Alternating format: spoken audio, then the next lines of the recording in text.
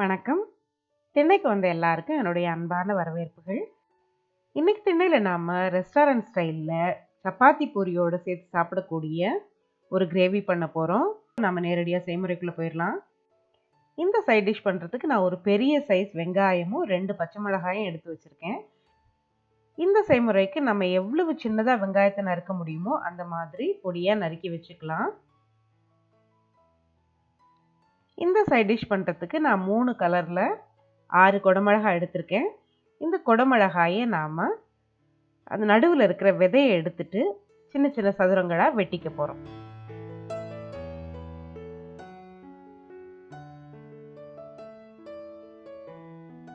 இப்போ குடமிளகாய்களை வெட்டி தயார் பண்ணியாச்சு. இப்போ அடுத்ததாக ஒரு வாணலியில் 3 டேபிள் ஸ்பூன் அளவுக்கு எண்ணெய் சேர்த்து சூடு பண்ணிக்கலாம். அந்த எண்ணெயில் நறுக்குன குடமிளகாய்களை சேர்த்து நாம் வதக்க போகிறோம். இந்த குடமிளகாயோட உப்பு எதுவுமே சேர்க்க வேண்டாம். நாம் ஒரு 5லிருந்து 6 நிமிஷம், அதாவது ஒரு பாதி அளவுக்கு இந்த குடமிளகாய் நல்லா வதங்குற அளவுக்கு வதக்கி அதை ஒரு தட்டில் எடுத்து தனியாக வச்சுக்கலாம்.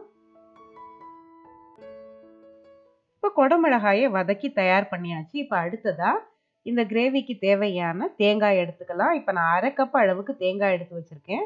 அதோட ஒரு 6-7 முந்திரி பருப்புகளை உடைச்சி சேர்த்துக்குங்க. இப்போ 2ஐயும் சேர்த்து நாம் நல்லா நைஸாக அரைச்சி எடுத்துக்க போகிறோம். கொஞ்சமாக தண்ணீர் சேர்த்து இந்த மாதிரி நைஸாக அரைச்சி எடுத்துக்குங்க. இப்போ அடுத்ததாக ஒரு வாணலியில் 2 டேபிள் ஸ்பூன் அளவுக்கு எண்ணெய் சேர்த்துக்கலாம். எண்ணெய் சூடான உடனே அதில் ஒரு 1/2 டீஸ்பூன் அளவுக்கு சீரகம் போட்டு தாளிச்சுக்கோங்க.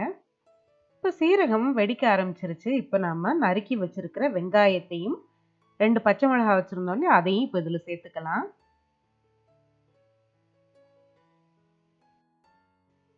அடுத்ததாக வெங்காயத்தோட கொஞ்சம் கருவேப்பிலையும் உப்பும் சேர்த்து வெங்காயம் வதங்கி நல்லா நிறம் மாறுற அளவுக்கு நாம் வதக்கிக்க போகிறோம்.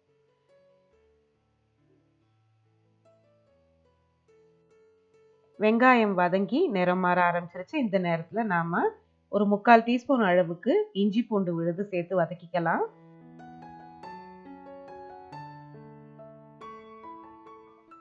இஞ்சி பூண்டோட பச்சை வாசனை போன பிறகு நம்ம இதோட ஒரு 2 டேபிள் ஸ்பூன் அளவுக்கு தக்காளி பேஸ்ட் சேர்த்துக்க போகிறோம். இதுக்கு பதிலாக நம்ம ஃப்ரெஷ் தக்காளி கூட சேர்த்து வதக்கலாம். இல்லைன்னா ஃப்ரெஷ் தக்காளியே மிக்சியில் போட்டு நல்லா அடிச்சுட்டு அதுக்கப்புறம் இதில் சேர்த்துக்கலாம். இப்போ தக்காளி பேஸ்ட் சேர்த்து கொஞ்சம் நேரம் வதக்கிட்டு அது கூட நாம் அரைச்சி வச்சிருக்கிற தேங்காய் முந்திரி கலவையை இதில் சேர்த்துக்க போகிறோம். இப்போ கூடவே கொஞ்சம் ஒரு 1/2 கப் அளவுக்கு தண்ணீரும் சேர்த்துருக்கேன்னா. இப்போ பார்த்தீங்கன்னா தெரியும், தேங்காய் முந்திரி கலவையை சேர்த்த உடனே இந்த கிரேவி திக்காக ஆரம்பிக்கும். இப்போ நாம் இந்த கிரேவிக்கான மசாலா பொடிகளை சேர்க்கலாம். முதல்ல நான் மஞ்சள் பொடி சேர்த்துருக்கேன். அடுத்ததாக 1 டீஸ்பூன் அளவுக்கு வத்தல் தூளும் 1/2 டீஸ்பூன் அளவுக்கு மல்லித்தூளும் சேர்த்துக்க போகிறோம். இப்போ இந்த மசாலா பொடிகளை சேர்த்து இப்போ நல்லா கலந்து விட்டுட்டு ஒரு 3/4 கப் அளவுக்கு தண்ணீர் சேர்த்துக்க போகிறோம். உங்களுக்கு கிரேவி எவ்வளவு திக்காக வேணுமோ அந்த அளவுக்கு நீங்கள் தண்ணீர் சேர்த்துக்கலாம். இப்போ நான் ஒரு 3/4 கப் அளவுக்கு சேர்த்துருக்கேன்.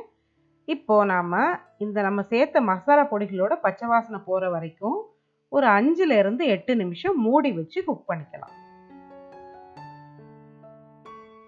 இப்போ பார்த்தீங்கன்னா தெரியும், கிரேவி நல்லா கொதிச்சு தயாராகிடுச்சு. இப்போ இந்த கிரேவியோட நாம் ஏற்கனவே வதக்கி வச்சுருக்கோம் இல்லையா, அந்த குடமிளகாயை இதில் சேர்த்துக்க போகிறோம். குடமிளகாயை சேர்த்துட்டு இந்த கிரேவிக்கு தேவையான உப்பு சேர்த்துக்கலாம். கூடவே ஒரு 1/2 டீஸ்பூன் அளவுக்கு கரம் மசாலா தூள் சேர்த்துக்குங்க. கடைசியாக இந்த கிரேவிக்கு கூடுதல் சுவைக்காக ஒரு 1/4 டீஸ்பூன்லேருந்து 1/2 டீஸ்பூன் அளவுக்கு வெல்லத்தூள் அல்லது சீனி சேர்த்து கலந்து விட்டுக்கோங்க. இப்போ இந்த குடமிளகாயை நம்ம பாதி அளவுக்கு ஏற்கனவே வதக்கி இருக்கோம். இன்னும் ஒரு 3லிருந்து 5 நிமிஷம் மிதமான தீயில வச்சு இந்த கிரேவியோட குடமிளகாயை குக் பண்ண போகிறோம். நான் ஒரு 5 நிமிஷம் குக் பண்ணேன். இப்போ பார்த்தீங்கன்னா தெரியும், கிரேவி கரெக்டான பதத்தில் இருக்குது. இப்போ கடைசியாக இந்த கிரேவியில் கொஞ்சம் கொத்தமல்லி தூவி நாம் அடுப்பை ஆஃப் பண்ணிடலாம்.